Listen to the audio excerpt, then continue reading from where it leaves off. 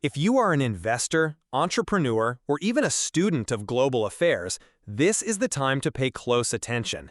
The economic and technological trajectories of Israel and the Palestinian territories are now more tightly linked to political developments than ever before.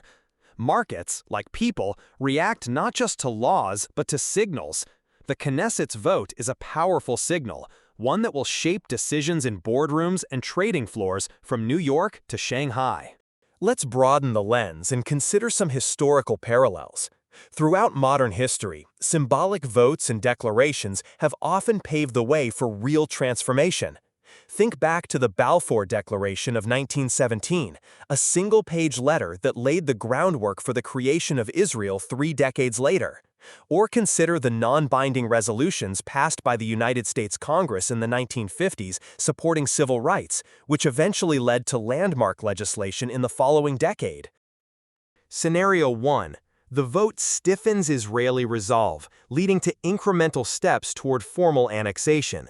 Over time, Israeli law and administration are extended, first to major settlement blocks, then to outlying areas. The world protests, but the facts on the ground become increasingly difficult to reverse. New infrastructure, demographics, and legal frameworks gradually render the two-state solution obsolete. Scenario 2. International backlash escalates. Key allies, perhaps led by the European Union or even a future United States administration, impose sanctions, restrict investment, or recognize Palestinian statehood in retaliation. Israel faces diplomatic isolation, and the economic pain forces a rethink. Internal political divisions widen, and new coalitions emerge, possibly opening the door to renewed negotiations. No one can predict with certainty which path will dominate, but all 3 scenarios are plausible, and elements of each may unfold simultaneously. What is clear is that the status quo is rapidly eroding. As the world debates and diplomats trade statements, the situation on the ground is evolving day by day. For global citizens, investors, and anyone passionate about the intersection of politics, economics, and technology, this is a critical moment to watch. What happens next in Jerusalem will not stay in Jerusalem.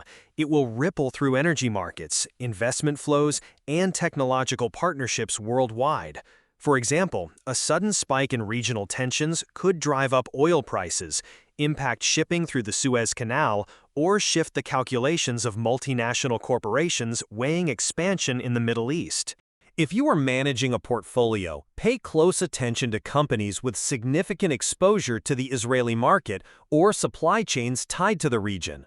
Firms in defense, cybersecurity, construction, and infrastructure could see both risks and opportunities. Conversely, consumer-facing brands with a global footprint may weigh reputational risks and respond to pressure from activists or institutional investors.